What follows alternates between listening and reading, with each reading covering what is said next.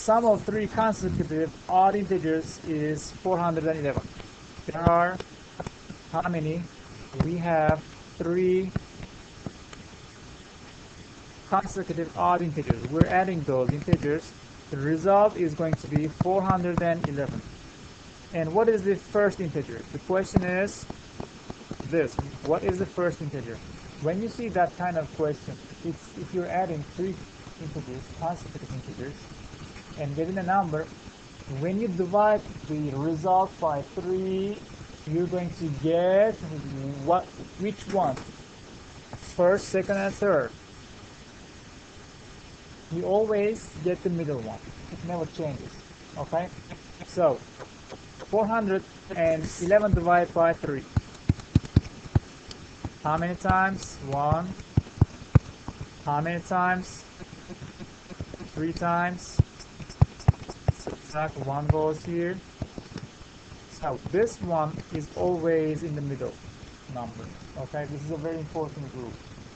So you don't have to try answer first. And the question is telling me what is the first integer. So answer is 136, right?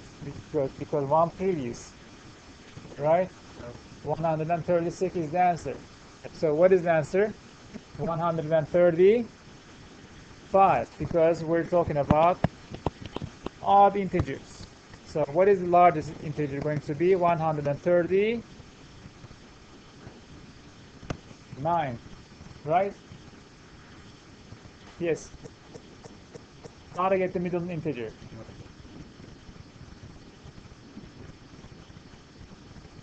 (400) divided by 11 divided by 3. Why did I divide? Because in order to find the middle integer. Okay? For example, let me prove that why I am dividing by 3. Let's say this number is 137. Look at the one previous one and one this number and that number. Increased by 2, decreased by 2, right?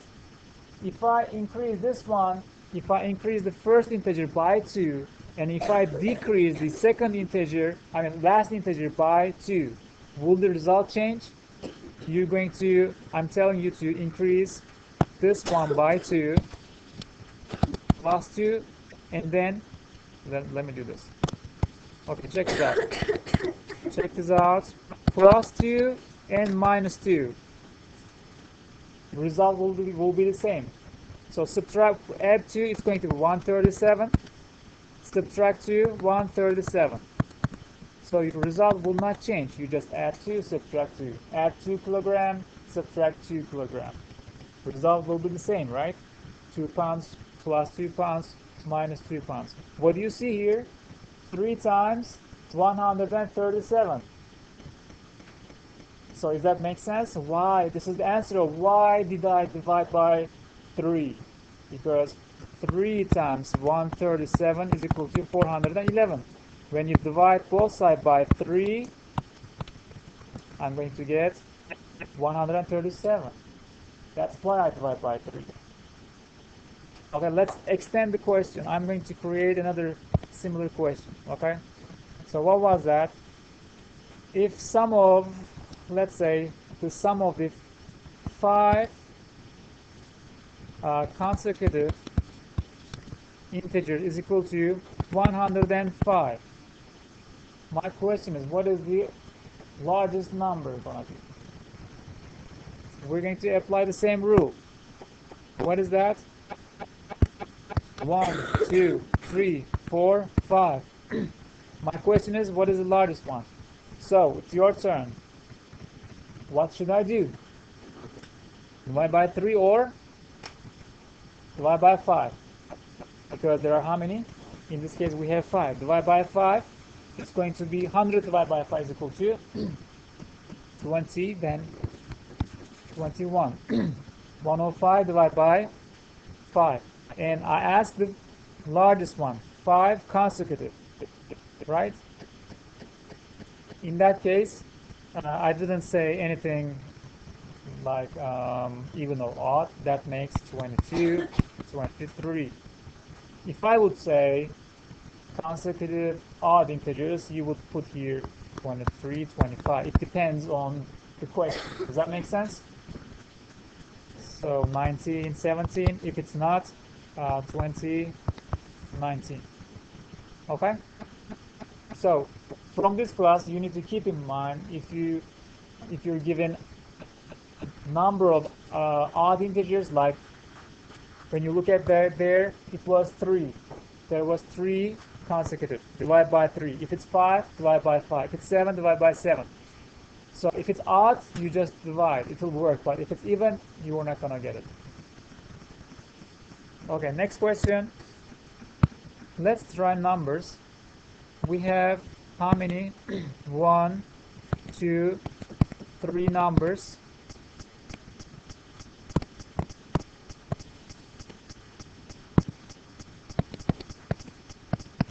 We can, yes. We have 3 numbers. Is always multiple of which one? So let's add some. Let's try some numbers here. Sum of 3 consecutive positive odd integers. Okay, positive and odd. Tell me those numbers. Odd, yeah. 1, 3, 5. And then you said 3, right? Let's try those. Another case. Let's make one more case here. 3, 5, 7. So result, 8 plus 1 is equal to 9. Result, 15. So we got 2 examples. We have 2 samples here. So which of them divide both of them at the same time? 3. Are you all agree? Yes. Do you remember? Let's do that together. 3 of them is given. In order to find the middle one, what should you guys do? Divide by 3. Okay, 60, right? So this is the middle one. And what is the value of the largest one? It's saying that consecutive integer. It's not telling either even or odd. So what is the next one going to be? 61, the largest. Okay, when you see such expression A, B, and C, it's not a number. If you don't see anything in between, that means A times B times C. That means multiplication, all right? This is important to understand. Result is 0. What is the smallest possible sum of these integers? Yes, if I assume all of them are 0, result going to be 0. And question is, what is the smallest possible sum? It's going to be 0 in this case. So I can eliminate that too, because 0 is smaller than that too. But I have A and B, very irritates me. They could be the right answer because smaller than 0, right? Then how am I gonna get them?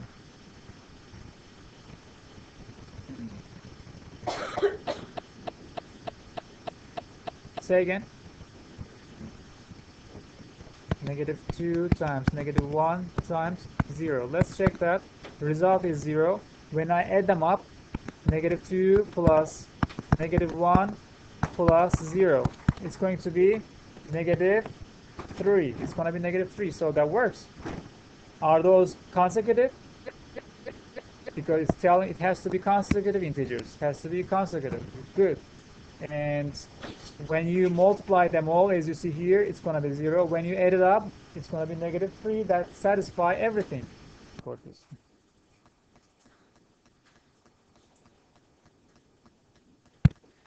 Consecutive odd integers, right? So then you fill the blanks, fill the boxes. At the end, you guys add it up. Result you found, you got 355. But what I said before, you can solve this question easily. Here's the shortcut: 71 times 5. Why? Because once you add this one too, no, not 2, wait a second, 4, right? Add 4, It's going to be 71. Subtract 4. Same thing, correct? Right. Add this one, 2. And then subtract this one, 2. It's going to be 71. And this is also 71. How many 71 we have? 5. Times 5. We got it. Why you do that? Because this is faster. No, why didn't you do that for question 5?